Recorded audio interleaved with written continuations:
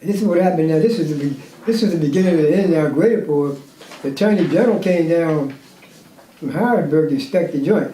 Just inspect him. And they told him he had to take his shoes off. I said, what? Shoes on. It wasn't no big thing you walk on the road with your shoes on. He wasn't dirty up in them. But the thing is, what we did, it's still jail. Right. They gave us that out of here. I made you give to them, but then you forgot that you was in jail. Right. You went to the top law enforcement officer in the state. He got to take his shoes off in the penitentiary. He said, "Oh, take my shoes off." Okay. Turned around, went back. After that, that was the beginning of the end for us. Really? Yep, that's when they sent down. That was in '95, right? Yeah. It was '95, and then that's just part of the things of why things start going bad. But the part I want to put down is this. This is very, very important too. You know, a lot of God says in the Qur'an, right? A lot of that change the condition for people to change what's in their heart. Now we know there's two interpretations for that I know of. One is the person have to change their ways in order to get certain things. The other is that once Allah gives you something good, He don't take it from you unless you begin to commit sins and go against the law and things like that. That's what they started doing down there. And I say that's what they did because we didn't do it. Right. Masjid sons, our Masjid, we didn't let no women in except the woman who did the cooking. Those were my family. Right? My sister-in-law, et cetera, et cetera, et cetera. They would come in? Huh? They would come into the masjid? They would come in the Masjid. And we had them on the side over there. Yeah. Wow. But they should let women in, period. Let me give you a physical idea about the Masjid section up down there from about the late 70s to about 90 to about 2000. There were 3 masjids down there. Masjid Muhammad was basically Wallace Muhammad boys. Masjid Sunni, which was us. The Masjid Taha, which was just a vicious, corrupt joint, right?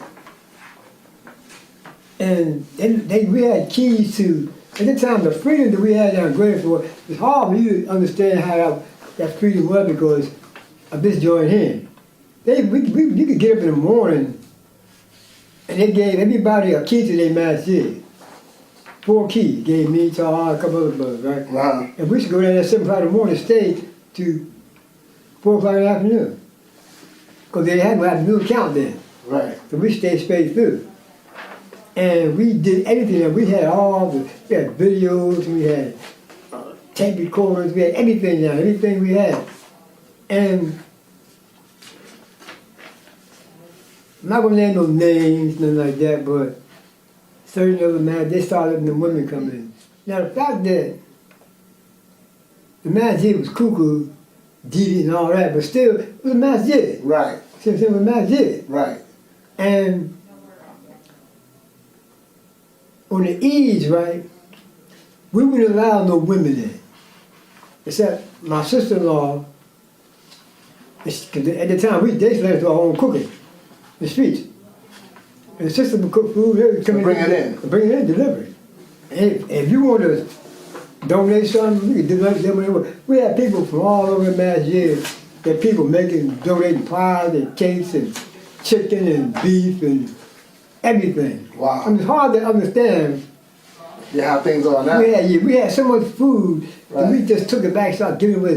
We used to take about 30 and 40 pound cakes back.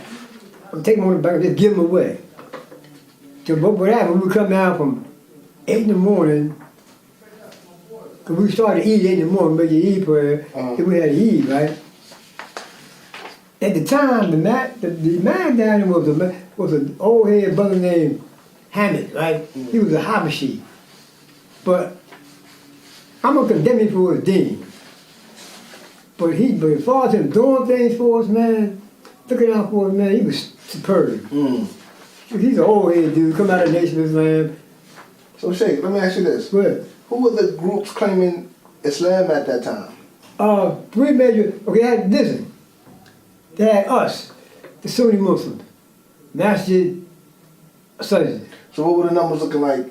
Give me I need a time frame.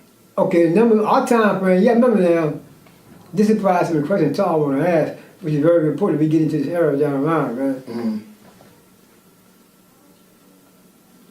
We had probably, the numbers we had probably at least how many? We had about, we had over 100 because it was packed. we had over 100, probably more than that though. We had probably about at least 150 people in our Masjid. 150. Yeah. So at this time, Shaykh Taha was the Imām. He was the Imām. I was the second in command. So what year was this? What time frame? This is, remember now,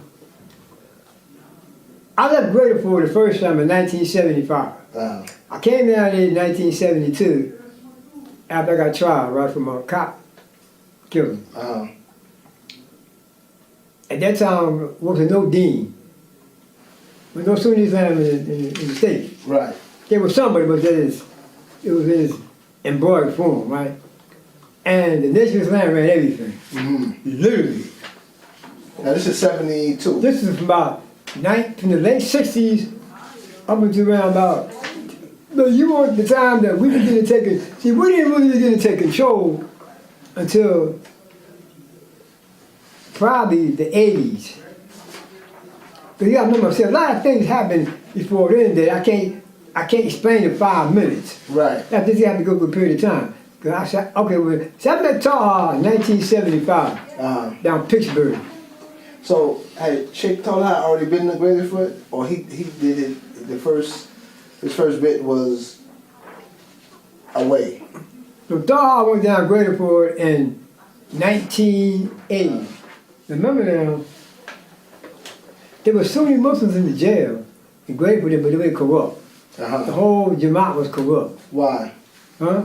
Why were they corrupt? Because they didn't have nobody down there who could take hold of the joint. They could overcome the type of dudes who was corrupt. The type of dudes corrupt, they were gangsters. Right. They were real gangsters. They were Muslims, but they were chasing boys, they was doing all that kind of stuff. Taha almost single-handedly stopped all that. Wow. This is why it's so important that when we get to this part, I gotta have a certain section just for him to tell that story, because nobody know that. Taha don't talk about it because he's real modest, right? Right. But from 1980, Taha went because they tried to kill him a couple of times. You know?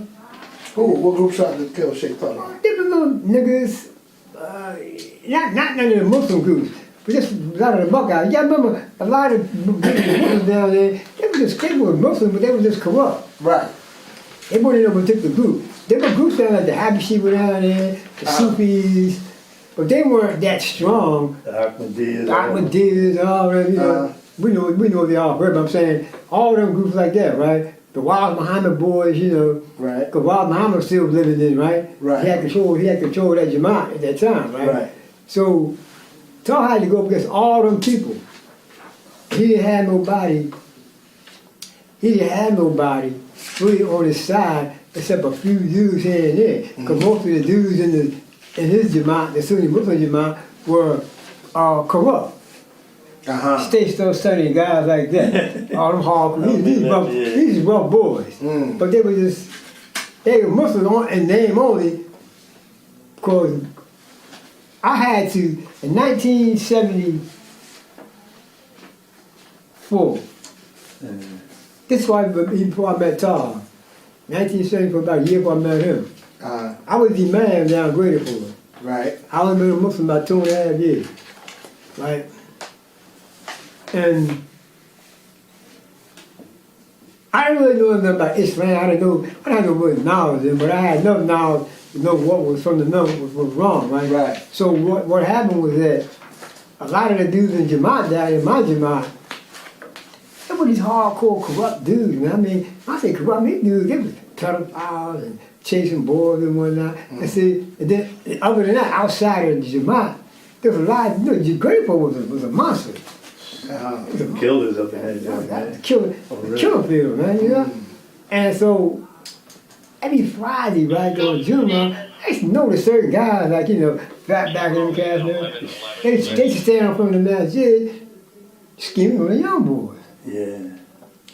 Now, here's why I say it's real important. The Muslims got to understand this, because a lot of Muslims don't. I explained this to Hassan Somali in Anwar. We had a little rap, a real deep rap in the visiting room one day about this spirit verse. You gotta have a security. Yeah. You gotta have guys in your rank that people scared of. Right. You said people scared of. Yeah.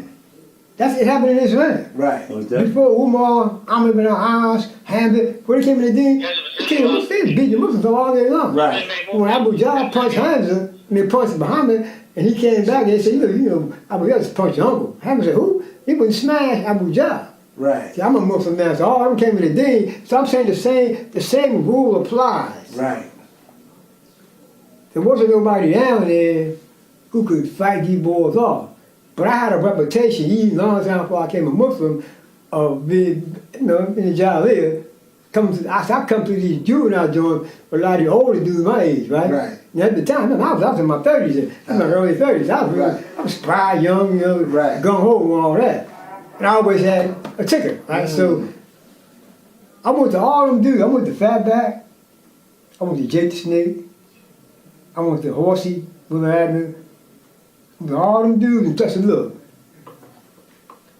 Y'all be from the Masjid, scheming on my young brother, say, yeah, one more time. I'm gonna kill y'all. And they knew me, not as a Muslim, from back in the day. back in the day. Oh, no, but we here. And they backed off. I did the same thing down Huntington. Yeah. With Primo and them. I went to him and told him, he was locking on the homo. I said, you gotta move out of there, man. I ain't moving out. I said, if you don't move by such a day, I'll kill you. And I meant that. And they knew I meant that. I called all the homos in the jail together. I called a meeting with them in Huntington. I said, y'all know me. I knew all of them, big. Some of y'all know me. I don't play no game. Because they used to walk past the little young boy's crib, kissing, doing that kind of stuff, right? So I called, this was in 1984. I was in Huntington at that great. Somewhere I called all the top homos in the jail. There was a lot of men in the yard. They said, what's up, Shaykh? I said, y'all been walking past my little young brother's cribs and, scheming on, squatting on. I said, y'all know me. Y'all go one more time. If any of y'all come back there one more time, I'm gonna wipe the jail, but I'm gonna kill y'all. And I have some killers down with me in. That's the man, some real hardcore killers down in, right? And they said, oh man, all that stopped.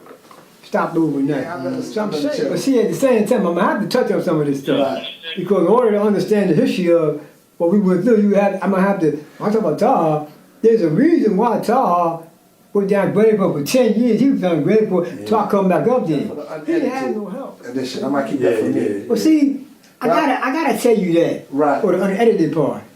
That's for the information. Right. But see, there's a lot of things you don't know. Right. About Taha, man. Taha's a special kind of dude, man. I mean, and I say that, and I'm prejudiced because I love you so much. Right. Like a son to me, man. But Taha down Graterford from 1980 to when I come up there in 1991, he went through hell, man. They tried to kill him. You know who saved him? All the homies in South Philly. Yeah. They said, we ain't Muslim, but you ain't gonna touch him. The same way Abu Talib, or the same way Rasulullah Islam, when they tried to attack in Coke, Bani Hashim and Bani Abu Talib, they said, we're not gonna get down Muhammad's religion, but we ain't touching him. He's from us. He's from us. So I'm saying that rule applies. A lot of Allah sends you help from different places. Right. He sends you help with the cameras and whatnot. Right. Taha won't do that. Right. They try to assassinate him, and you got to remember all the groups combined against him: the Sufis, the Habashis, Ahmadis, and they ain't counting the pagan boys who didn't believe in nothing. He had to go through all. He had to fight, and these was rough boys. These was rough boys down there, man. But see, I remember Taha come through hard. Taha come through Carpenter Street, man. He told him Carpenter, man. So you got to have them kind of guys as your leaders because you can't have no weak dude. Right. You see what I'm saying? When did you accept Islam and how old were you? I accepted Islam in 1971. At the time I was 28. 28. 28 years old. So you accepted Islam. This is in the county when you accepted This is Islam. in Holmberg County Prison. Holborn. So is this the same time? Did you and Sheikh Hood become Muslim at the same time? I came, of all the guys that got locked up with my street charge, I was the first one became Muslim. Sheikh Hood they became Muslim about a year later. They became Muslims down Graterford. Right? I became Muslim in the county jail. Okay. You know. So, so after you got your time, they sent you to where? Graterford. They sent you to Graterford. So this is 72, by the way. Yes, this is 72. I went down to Graterford and I was waiting to go to court. Cause I went to court, yeah. I was locked up, but I didn't go to court. I got locked up in 1970. But I didn't actually go to court for the street charge until 1972. That's when they found me guilty and gave me my sentence, So you come to Graterford and you Sunni now. Yes. Tell you, I was a Sunni Muslim. you a Sunni Muslim. Sunni Muslim. And like you Always. said, always. You didn't come through the nation. They ain't come in the nation at that time. And this is very, very important. Right. Because anybody at that time who became a so-called Muslim, from their standpoint, had to come to the Nation of Islam. Because Sunni Islam was so small down there, Right. there's only a handful of dudes. Right. Yeah. How about that? So who was the earliest Muslim claiming to be Sunni you personally knew? Was it Yusuf Abdul-Mateen? Yusuf Abdul-Mateen. Okay, let's hear about Yusuf Abdul-Mateen. But let me say this. Yusuf Abdul-Mateen was the first of the old head Muslims that I went across back then. And he was I don't know how he said this and when, but he was in the old Eastern State Penitentiary, right? And I met him down Holmberg, who was in the hole, right? When I first got locked up, they didn't put me in the hole. They said I was, it's nothing. Right. Cause I met him personally. And he was a little short dude, little old dude. And I remember I was Sunni Muslim, but I didn't really have this is 71. Right. I've been a Muslim man about 7, 8 months. He was older than you? Yeah, he was much older than me. And I remember when I first met him, see when I accepted Islam, I was 28. So when they sent me when I was waiting to go to court, I was down in Holmberg. At the time, Western Penitentiary Eastern Penitentiary was still open, but they had closed it down, and all down Eastern, they said all the Nation of Islam dudes down, some down Holmberg, from Eastern, because they closed Eastern down. And I was on D block, and I was the only Sunni Muslim on the block. Now remember now, I'm Sunni Muslim, but I ain't nothing. Right. They down there, cut up, calling me names.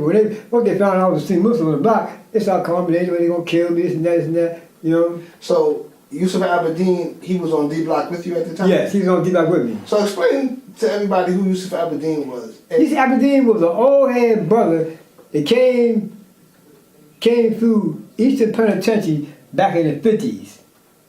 No, this is back in the 50s now. 50s. Yeah. So he was known to be on the Sunnah back then? He was a Sunni Muslim. May Allah have mercy. He's a Sunni Muslim.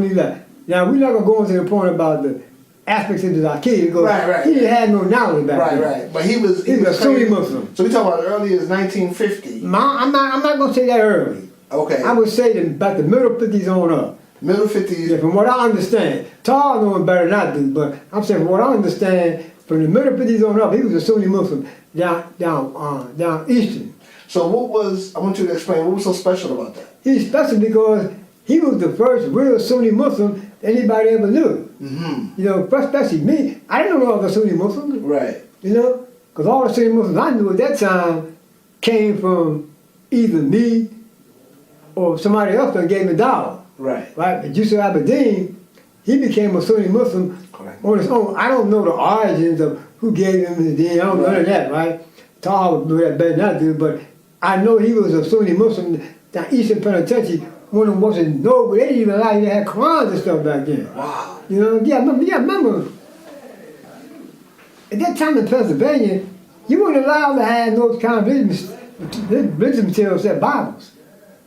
Well, no Quran, so I don't know I don't know where he got his deen from, and to be fair, later on he had a lot of stuff messed up, but that was only natural because he didn't have access to tax savings. Right. Because those things weren't even being printed Right. then. You're talking about 1955. Yeah, That's incredible. 1955. So what kind of effect did Yusuf Abdul-Mateen have on you? Yusuf Abdul-Mateen had an effect on me in the sense that he was the person that I could see that was a Sunni Muslim. Now you understand something, when I say had an effect on me, I don't mean that because I didn't know nothing about the deen to have an effect. Right. I didn't know what the effect was from Islam, right? Right. But so I didn't really understand him until later on in life. Right. I didn't understand him right away when I met him. But I know, this is a funny incident. We used to go in the yard, right? Now, we used in the hole. Now, Holmberg, and he knew the difference between the Nation of Islam and Sunni Islam, because you know what he used to do? Nation of Islam used to go in the yard, and it was big marching around, marching and all that, you know, the little military style stuff. He would just go and stand in front of them. He'd go sit in front of them, stand in front of them, and sound them. I ain't no real Muslim stuff. Now, I didn't really understand all that then. Remember, I just came in the deen too. Right. You know, maybe a few months earlier. Right. He had been in the deen, but he was fearless. I mean, he was fearless, little short dude.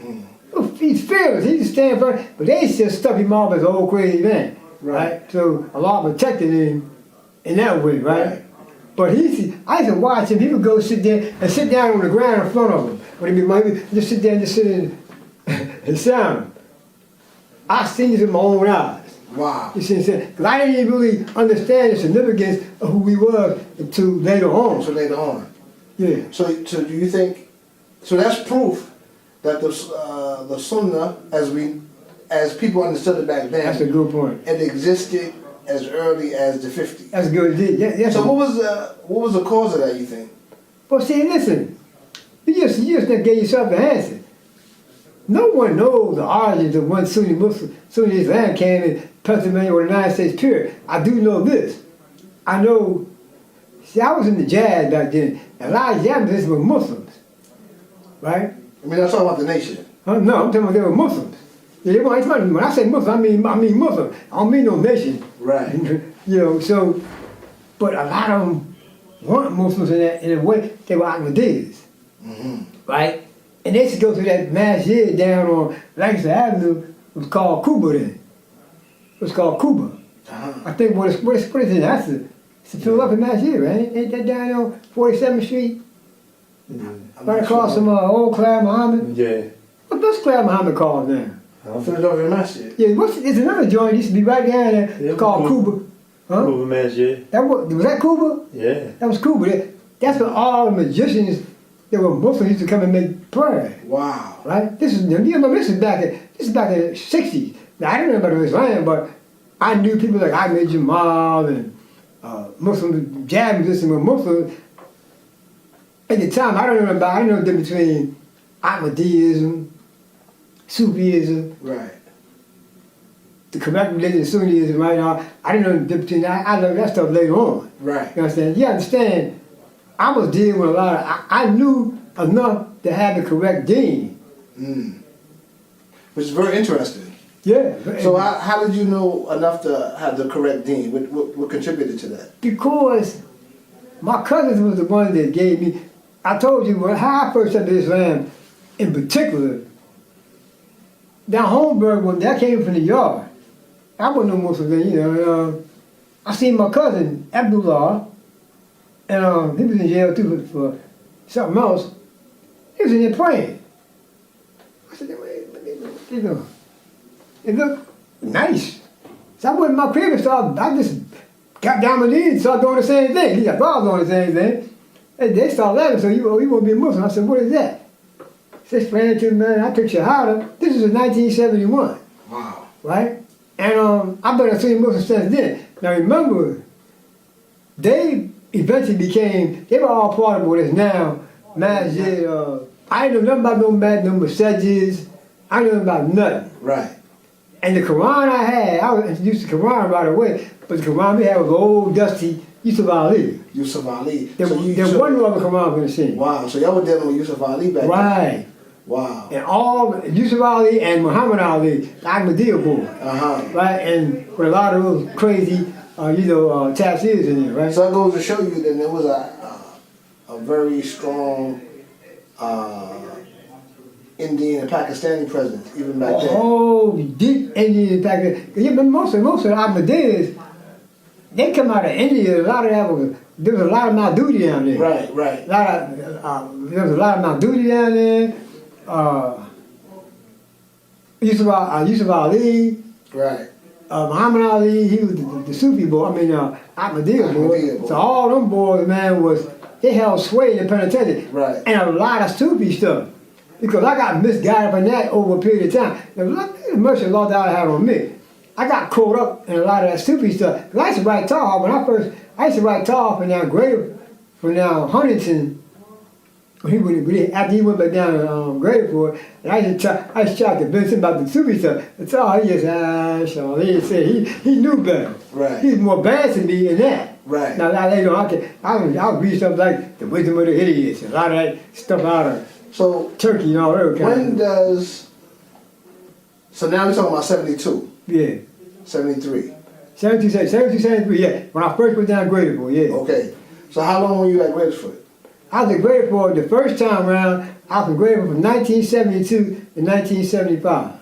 So when did Shaykh Taha come on the I didn't meet Shaykh Taha in 1975 down in Pittsburgh. Taha had met my brother down on Huntington. Because he got transferred from Camp Hill to Huntington. And I got transferred from Graterford to Pittsburgh. We both met down Pittsburgh. And I met him down there. It was instant. We hit it off instantly. So you had already heard about him? No. So how did you meet Shaykh Taha? Huh? How did you meet Shaykh Taha? It's hard to say how I met him in particular because it's been so long ago. Right. But I do know when we came down to Graterford. See, I met him basically through my brother because he knew my brother down Huntington. Now your brother passed from Chester, right? Yeah, brother, he died about 3 years ago. In that COVID stuff, right? Him Allah died. I met him through my brother, right? Taha was more advanced than me as far as the deen was concerned. Remember now, in my early days in the deen, I still had a lot of that black nationalism stuff in me. Taha didn't have none of that. It was just pure Sunnah. Right. Right? Allah bless him. Now, I helped him in a lot of other ways, right? Kind of being older than him. I had a lot of experience in things he didn't have experience in. Right. But as far as the pure knowledge of the deen, he had more expert, he had more knowledge than me than that, right? I always acknowledge that, right? He always play it down, but he said, no, he always said no. But we don't go to things about it. But the thing is, remember that when we went down Pittsburgh was corrupt too. The Muslims were corrupt. They walk around wearing short pants and if they faggots coming to the Juma and whatnot. So we both were strong on our deen. Right. Right? So we went down there and we straightened all up. We kicked all them dudes out. Told me better not come out no more, so we straightened all that out after about a year. Straightened all that out. So how old was Shaykh Taha at this time? Taha had to be at least, I'm about 15 years older than Taha now, right? I'm 82. Taha, I guess, the time Taha had to be in the early 20s. Early 20s. So explain Shaykh Taha's personality. What was he like? Taha was, remember now, Taha was a known gang leader on the corner, right? So he always had a strong internal bar as far as strength. And leadership. And leadership, right? He didn't know a lot of things.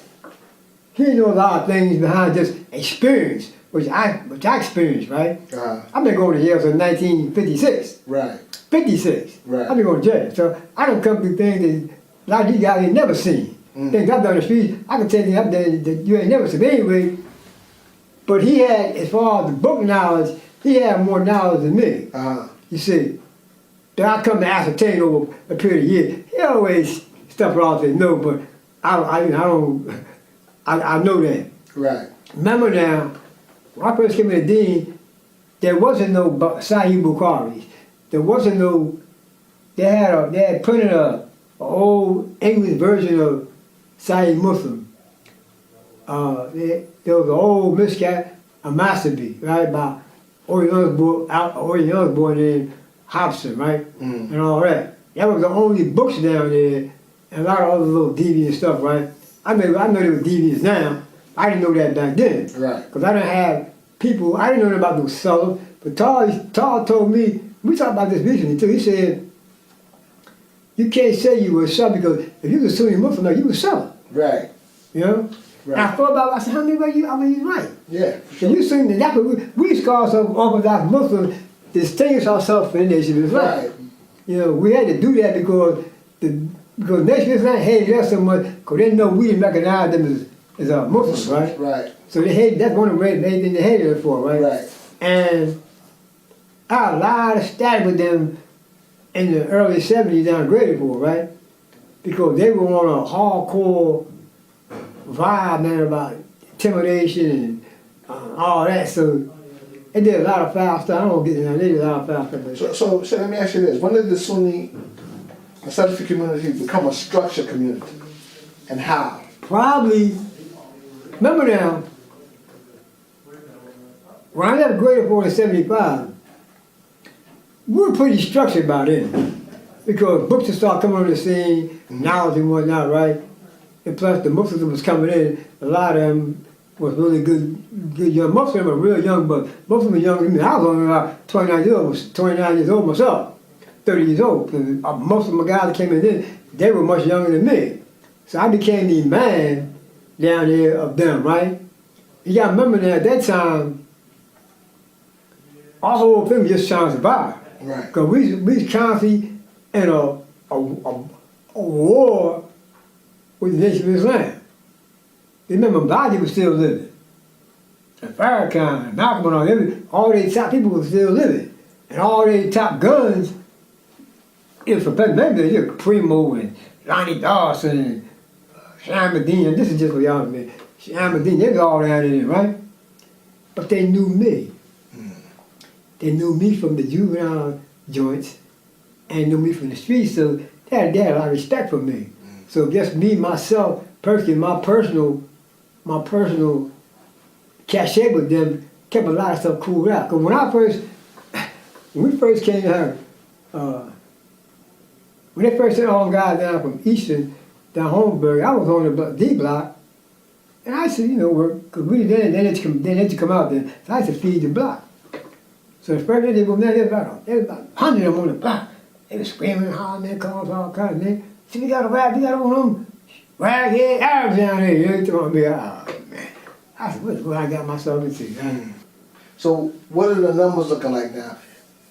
This is before you guys started battling to actually make the Sunnah become... all this is a process. Right. Right, the process was that, remember now, Muslims started coming in Islam other than what I brought them in, right? I'm not saying I brought a lot of these, but I'm saying Muslims started coming in. There was a lot of Islam. There was Islam in the streets at that time, right? Really? Yeah, because they had a masjid down in Columbia that was called, what's that joint called?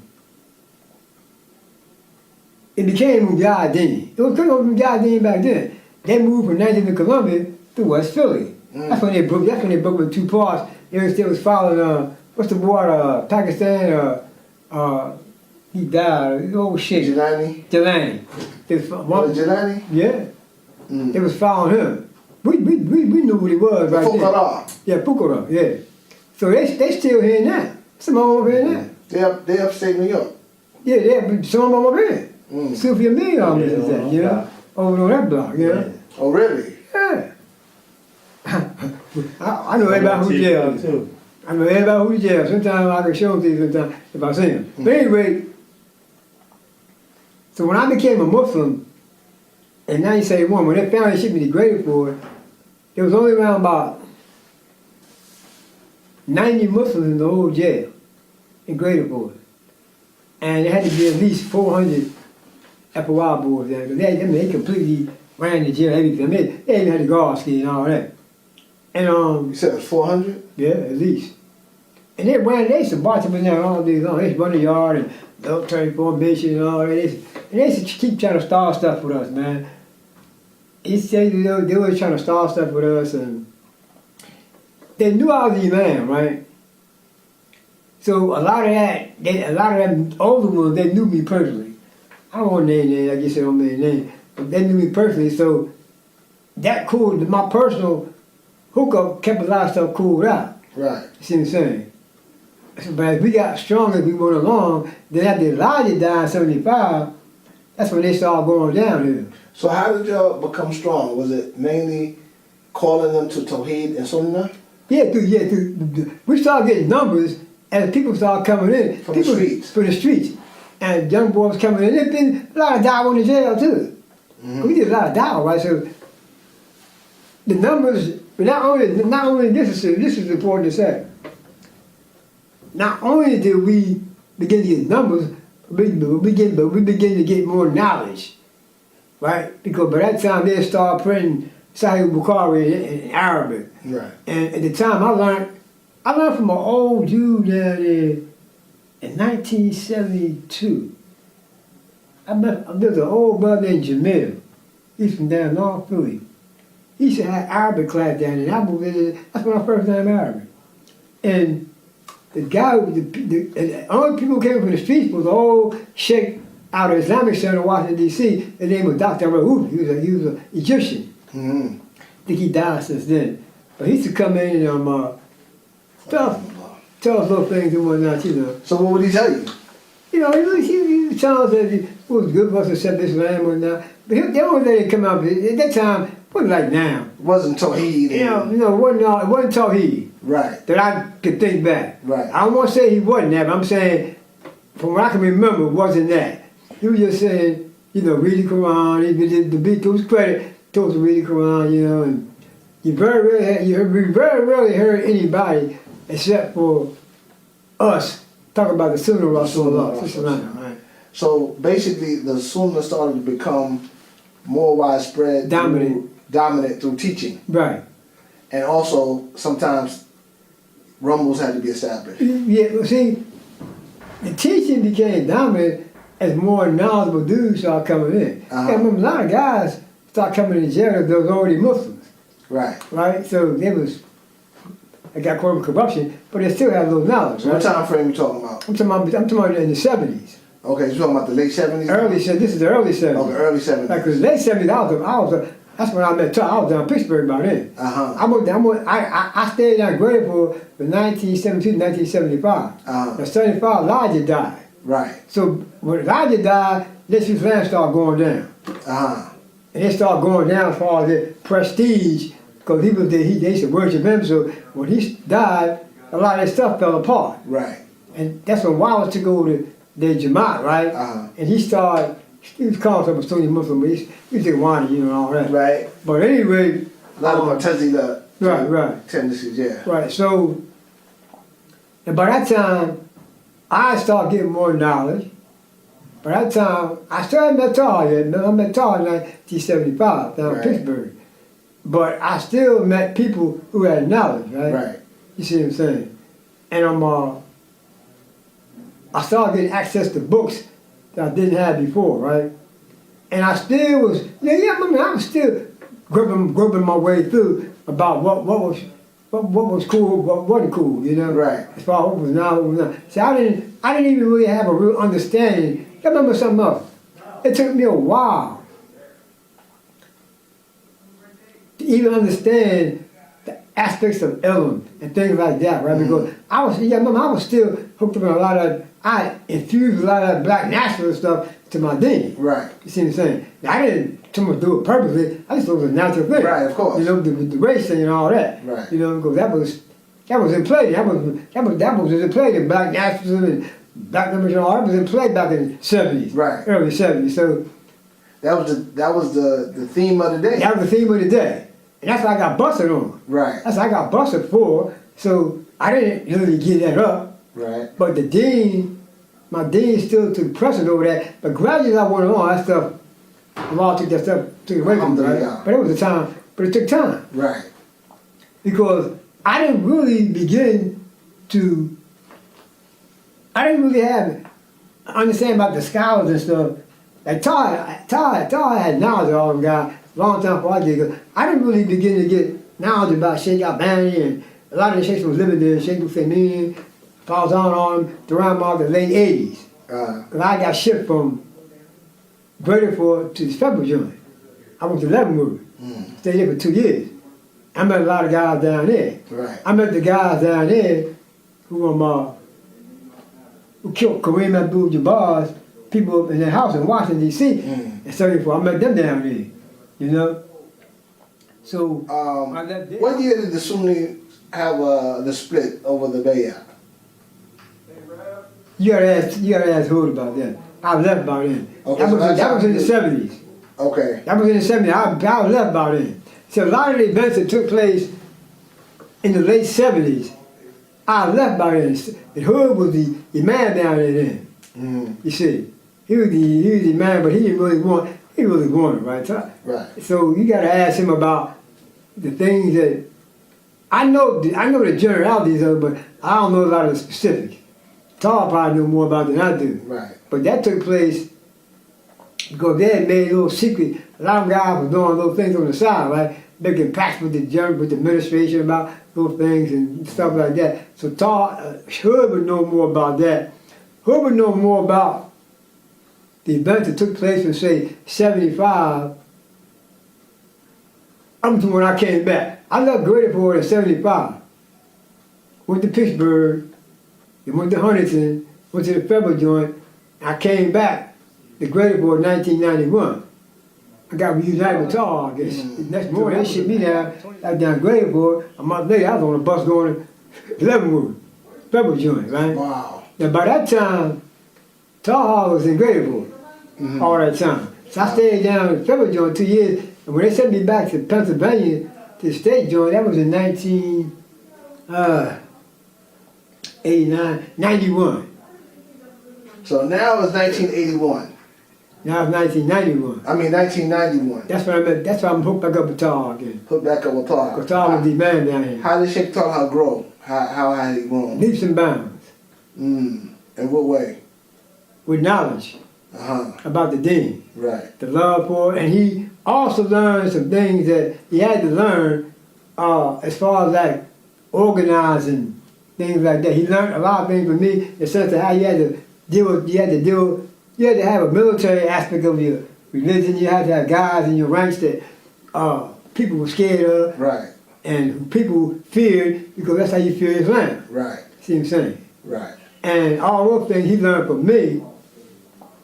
And he had more knowledge than me, inshallah. But as we went down there, that's when I began to move ahead real fast and deep on the aspects of knowledge that you got from books like Sahih Bukhari, and you know we had tapes down there. We should have videos of the scholars and whatnot. You know. So by 91, 91. This is when I think we started having a lot more access and stuff. Actually, we had access to everything because the Graterford that time was wide open. We had everything. Bible down there, didn't we? You came down later or what? No, I came down right before you. Yeah. And we had access to things that we had access to a Masjid system because down there, they let us build a Masjid system down there with 3 masjids downstairs. See, y'all, what you want me to do, it can't be done. You want to ask me questions and tell me about this, but if I don't say about this, you ain't understand, let you know about that. Right. Let you know about that. I get you. So it's like a chain. Right, I get you. You can't ask me what happened in 1972 without me giving you the corresponding events that took place back then. Right, happened, yeah. You won't know about Yusuf Abdul-Mateen, but I can only tell you what I know about. You won't ask me questions about when I don't know that man beyond that. Right. You know, I'm better than somebody else. Okay. Yeah. You see, you ask me about, I can tell you about things that I experienced myself. Right. Down Graterford. Right. And down Pittsburgh. Right. And down Huntington. Right. You see what I'm saying?